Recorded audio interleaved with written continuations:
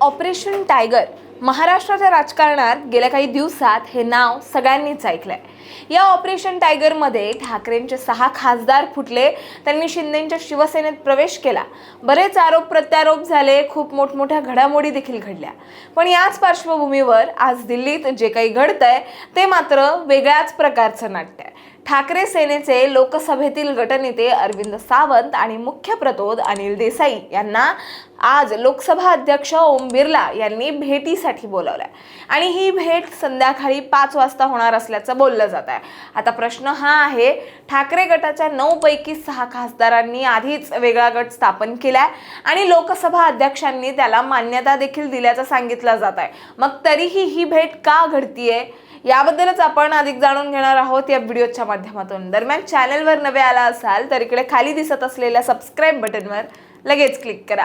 तर operation टायगरची timeline पाहता हे सगळं एका रात्रीत घडलेलं आहे असं नाही। 16 जूनला वेगळ्या शहरातून खासगी विमानांनी काही खासदार दिल्लीत दाखल झाल्याची माहिती समोर आली। त्यांना प्रथम नोएडामधील एका हॉटेलमध्ये ठेवण्यात आल्याची चर्चा होती। त्यानंतर मंगळवार रात्रीपासूनच फुटीर खासदार अत्यंत गोपनीय पद्धतीने एक करून दिल्लीत दाखल होत होते। बंडखोर खासदारांच्या समन्वयासाठी स्वतः एकनाथ शिंदे हे देखील रात्रीच दिल्लीत पोहोचले होते आणि कोणत्याही राजकीय दबावाला बळी पडू नये यासाठी या सर्व खासदारांना एका अज्ञात आणि सुरक्षित स्थळी ठेवण्यात आलं होतं। आणि मग घडला मोठा धक्का।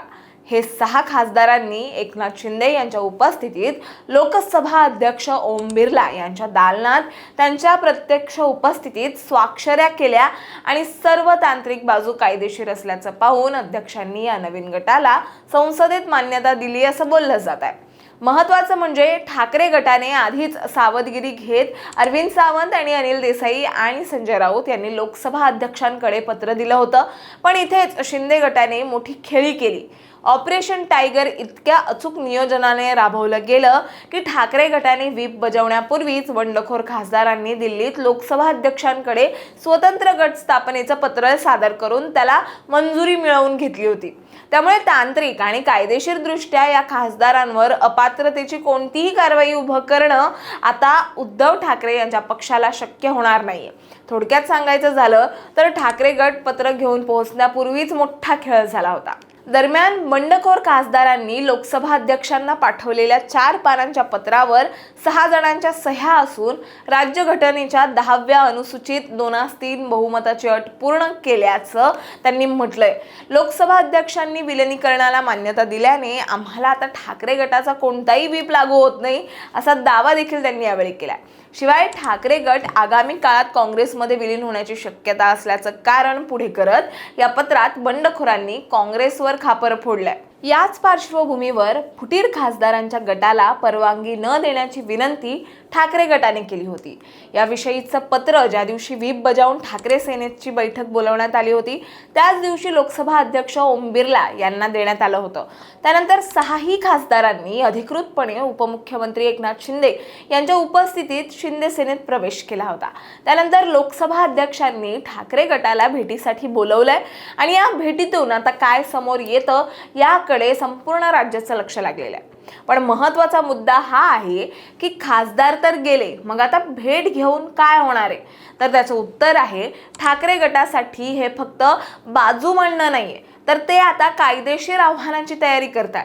लोकसभा अध्यक्षांनी फुटीर गटाला मान्यता दिली तर सर्वोच्च न्यायालयात आव्हान देण्याची तयारीही ठाकरे गटाने आता केली आहे। ठाकरे गटाच्या वतीने लोकसभा अध्यक्षांना दिलेल्या पत्रात स्पष्टपणे म्हटलंय की फक्त एखादा पक्षच दुसऱ्या पक्षात विलीन होऊ शकतो। एखाद्या गटाचं कोणत्याही पक्षात विलिनीकरण होण्याबाबत कोणतीही तरतूद नाहीये। संविधानाच्या 10व्या अनुसूचीतील परिच्छेद 3 मधील दुरुस्तीनुसार आता पक्षातील फूट या संकल्पनेला कायदेशीर मान्यता उरलेली नाहीये। कायदेतज्ञ अनंत कळसे यांच्या मते व्हीपचं पालन न केल्याने ठाकरे गट त्या खासदारांना नोटीस बजावू शकतो। त्यानंतर खासदारांची उत्तरं समाधानकारक नसतील तर अपात्रतेची याचिका लोकसभा अध्यक्षांकडे देऊ शकतात। त्यामुळे एक लक्षात घ्या, आजची भेट ही फक्त बचावाची नाहीये तर पुढच्या कायदेशीर लढ्याची नांदी असू शकते। तुम्हाला याबद्दल काय वाटतं हे आम्हाला कमेंटमध्ये नक्की सांगा आणि अशाच माहितीपूर्वक व्हिडिओ बघण्यासाठी लगेच सबस्क्राइब करा प्राईम टाइम महाराष्ट्रला।